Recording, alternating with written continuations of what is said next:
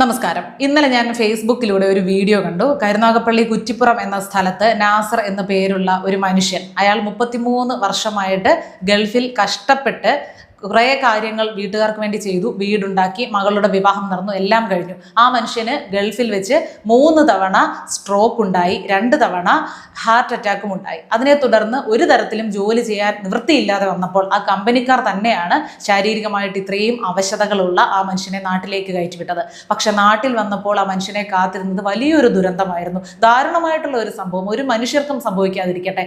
ഇത്രയും നാൾ 33 വർഷം എന്ന് പറഞ്ഞ ഒരു ചെറിയ കാലയളവല്ല. ഒരു മനുഷ്യന്റെ ജീവിതത്തിലെ നല്ല സമയം മുഴുവൻ പോകുകയാണ് ഈ 33 വർഷത്തിൽ. അയാൾ വീട്ടിലേക്ക് വന്നപ്പോൾ വീട്ടിൽ കയറ്റുന്നില്ല ഭാര്യ.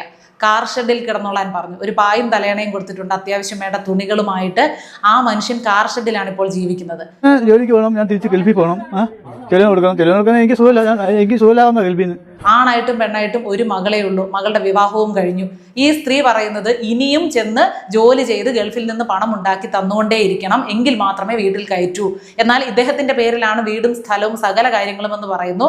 ഇദ്ദേഹം കൃത്യമായിട്ട് ഇത്രയും വർഷം ബാങ്ക് ടു ബാങ്ക് ആണ് പണം ട്രാൻസ്ഫർ ചെയ്തിരുന്നത്.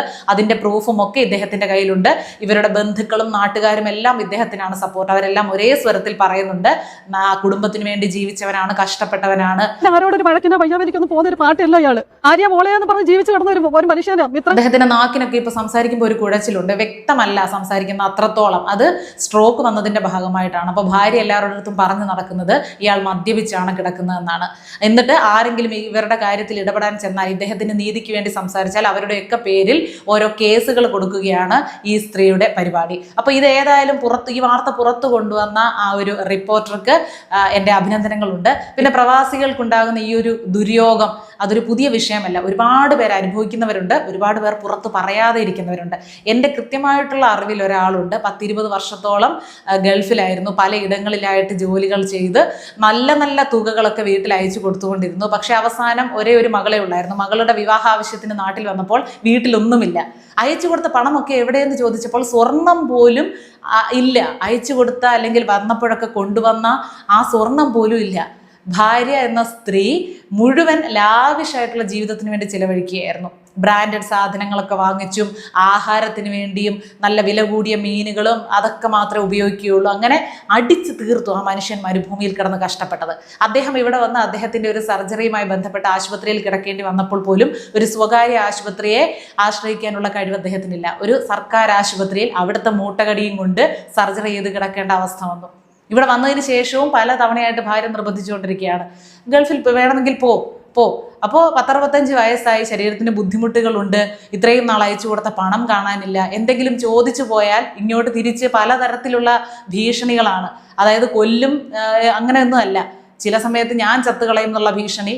ഞാൻ എന്ത് ചെയ്തു, ഞാനൊന്നും എടുത്തില്ല, ഞാൻ ആർക്കും കൊടുത്തില്ല, ഇതൊക്കെയാണ് പറയുന്നത്. ഇത്രയും കഷ്ടപ്പെട്ട് ഇത്രയും പണം സമ്പാദിച്ചിട്ട് അയച്ചു കൊടുത്തിട്ട് പോലും മകളുടെ വിവാഹം കടം വരുത്തിയാണ് നടത്തി കൊടുക്കേണ്ടി വന്നത്. അതിൻ്റെ ബാധ്യത ഇന്നും തീർന്നില്ല. മുന്നോട്ട് ജീവിക്കാൻ നിവൃത്തിയില്ലാതെ ആ മനുഷ്യൻ കിടന്നിഴയുകയാണ്. നമുക്ക് പലർക്കും ഇങ്ങനെയുള്ള ആളുകളെ അറിയാം. പ്രത്യേകിച്ച് പ്രവാസികൾ ഏറ്റവും കൂടുതൽ ശ്രദ്ധിക്കേണ്ടത്, നിങ്ങൾ അവിടെ നിന്ന് ജോലി ചെയ്യുന്ന സമയത്ത് തന്നെ നിങ്ങൾക്കൊരു പ്രത്യേക അക്കൗണ്ട് വേണം, അല്ലെങ്കിൽ പ്രത്യേക ഒരു സമ്പാദ്യം ഏതെങ്കിലും വിധത്തിൽ നിങ്ങൾക്ക് വേണം. നമ്മൾ നമ്മുടെ വീട്ടിലിരിക്കുന്ന ആളുകളെ വിശ്വസിച്ചായിരിക്കും പണം അയച്ചു കൊടുക്കുന്നത്. നമുക്ക് അവസാന നാളുകളിൽ അല്ലെങ്കിൽ നമ്മുടെ ശരീരത്തിന് ഒരു ബുദ്ധിമുട്ടുണ്ടാകുമ്പോൾ, ഒരു ചികിത്സ വേണ്ടി വരുമ്പോൾ അവർ നമ്മളെ നോക്കും, നമ്മുടെ കൂടെ അവരുണ്ടാവും. കാരണം അവർക്ക് വേണ്ടിയല്ലേ നമ്മൾ ജീവിച്ചത്. പക്ഷേ ഇതൊക്കെ വെറുതെയാണ്. മനുഷ്യർ വളരെ സ്വാർത്ഥരാണ്. ഓരോരുത്തരും അവനവൻ്റെ സുഖവും അവനവൻ്റെ സ്വപ്നങ്ങളും തേടി പോകുമ്പോൾ ഒരാൾ നമുക്ക് വേണ്ടി കഷ്ടപ്പെട്ട ആളാണ്, അയാളെ നോക്കേണ്ട ബാധ്യതയുണ്ട് എന്നൊന്നും അവർ ചിന്തിക്കില്ല. അതൊരു ബാധ്യതയായിട്ടേ അവർ കണക്കാക്കുകയുള്ളൂ. അപ്പോൾ ഇതൊക്കെ മുൻകൂട്ടി കണ്ട് കൃത്യമായിട്ട് വേണ്ട ആസൂത്രണം നിങ്ങൾ നിങ്ങളുടെ സാമ്പത്തിക ജീവിതത്തിൽ വരുത്തിക്കൊള്ളണം. അവിടെ ജോലി ചെയ്യുന്നിടത്തോളം, അവിടെ നിന്ന് ഇവിടെ വന്ന് പെട്ടി പൊട്ടിച്ച് എല്ലാവർക്കും വിതരണം ചെയ്യുന്നിടത്തോളം നിങ്ങൾ നല്ലവനായിട്ട് തന്നെ ഇരിക്കും അവർക്കൊക്കെ. പക്ഷേ ഒരു 10 ദിവസത്തിൽ കൂടുതൽ ലീവൊന്ന് നീട്ടിയാൽ മതി, അപ്പോൾ തന്നെ ഇവരുടെയൊക്കെ മുഖവും സ്വഭാവവും ഒക്കെ മാറുന്നത് നമുക്കറിയാൻ പറ്റും. വർഷങ്ങൾക്ക് മുമ്പ് വന്ന മോഹൻലാൽ സിനിമയിൽ കൃത്യമായിട്ട് ഈ ഒരു സന്ദേശം ജനങ്ങൾക്ക് കൊടുക്കുന്നുണ്ട്. വളരെ കൃത്യമാണ്. ഒരു ഗൾഫുകാരൻ നാട്ടിൽ വന്നാൽ അയാൾക്ക് കുറച്ച് നാൾ കിട്ടുന്ന ഒരു പകിട്ടുണ്ട്. കുറേ നാൾ കഴിഞ്ഞിട്ട് തിരിച്ചു പോകുന്നില്ലെങ്കിൽ പിന്നെ കഴിഞ്ഞു.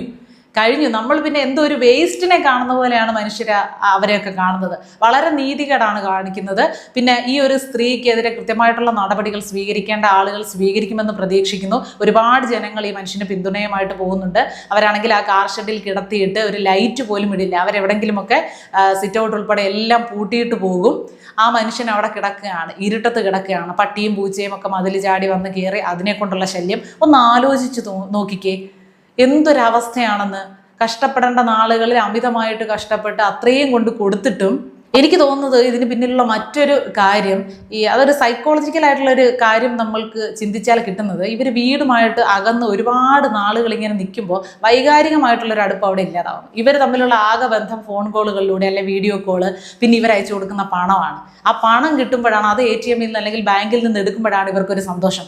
അവർ എന്ന് പറഞ്ഞാൽ, ഈ പ്രവാസികൾ എന്ന് പറഞ്ഞാൽ അതിനർത്ഥം ഇവർക്ക് പണം നൽകുന്ന മെഷീൻ എന്നതാണ് ഇവരുടെ മനസ്സിൽ ഇവർ പോലും അറിയാതെ ഫിക്സ് ചെയ്യുന്ന സാധനം. അപ്പോൾ ഇവർ പെട്ടെന്ന് നാട്ടിൽ വന്ന് നിൽക്കുമ്പോൾ അത് മാസം മാസം കിട്ടിക്കൊണ്ടിരുന്നത് കിട്ടാതാവുമ്പോൾ പെട്ടെന്ന് നിന്നു പോകുമ്പോൾ ഇവരൊരു ബാധ്യതയായിട്ട് തോന്നുന്നു, ഇവർക്കൊരു ഇറിറ്റേഷൻ തോന്നുന്നു, ഇവർക്കൊരു ബുദ്ധിമുട്ട് തോന്നുന്നു. അത് പലതരം പ്രശ്നങ്ങളായിട്ട് അവർ പ്രകടിപ്പിക്കുന്നു. അതിൻ്റെയൊക്കെ ഭാഗമായിട്ടാണ്. അപ്പോൾ അധിക നാൾ ഇടയ്ക്കിടയ്ക്കെങ്കിലും വരാവുന്ന തരത്തിലുള്ള ഒരു ജോലിക്ക് നിങ്ങൾ പോയാൽ മതി. അല്ലെങ്കിൽ കിട്ടുന്നത് കൊണ്ട് നാട്ടിൽ അഡ്ജസ്റ്റ് ചെയ്ത് ജീവിക്കാൻ നോക്കുക, അല്ലെങ്കിൽ ഇന്ത്യയിൽ മറ്റെവിടെയെങ്കിലുമൊക്കെ ജോലിക്ക് പോകാൻ നോക്കുക.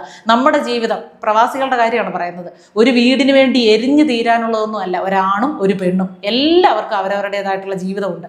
അവസാനം ഗൾഫിൽ നിന്നൊക്കെ വരുമ്പോൾ എന്തുമാത്രം രോഗങ്ങളുമായിട്ടാണ് വരുന്നത്, എന്തുമാത്രം വാർത്തകളാണ് കേൾക്കുന്നത്. അവിടെ നിന്നെല്ലാം പെട്ടി വരെല്ലാം റെഡിയാക്കി വിമാനത്താവളത്തിൽ വരുമ്പോൾ ഹൃദയാഘാതം സംഭവിച്ചു, വിമാനത്തിനുള്ളിൽ വെച്ച് ഹൃദയാഘാതം സംഭവിച്ചു. കാരണം അവിടെയുള്ള അതുങ്ങളുടെ ആഹാര രീതി അതാണ്. കൃത്യമായിട്ട് ആഹാരം കഴിക്കുന്നില്ല.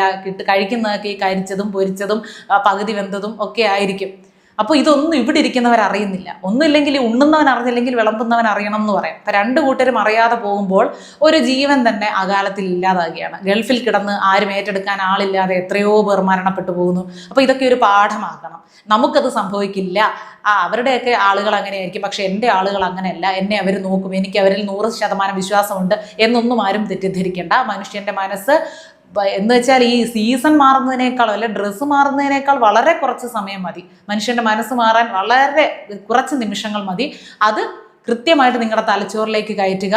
നിങ്ങളുടെ സാമ്പത്തിക ഭദ്രത നിങ്ങളുടെ മാത്രം ഉത്തരവാദിത്തമാണെന്ന് കരുതുക. പിന്നെ ഈ പാവപ്പെട്ട മനുഷ്യൻ്റെ കാര്യത്തിൽ എന്തെങ്കിലുമൊക്കെ സഹായം ചെയ്യാൻ പറ്റുന്ന ആളുകൾ സഹായിക്കുക എന്ന് വീണ്ടും അഭ്യർത്ഥിക്കുന്നു. ഈ വാർത്ത പുറം ലോകത്തെ അറിയിച്ച സഹോദരന് വീണ്ടും അഭിനന്ദനങ്ങൾ.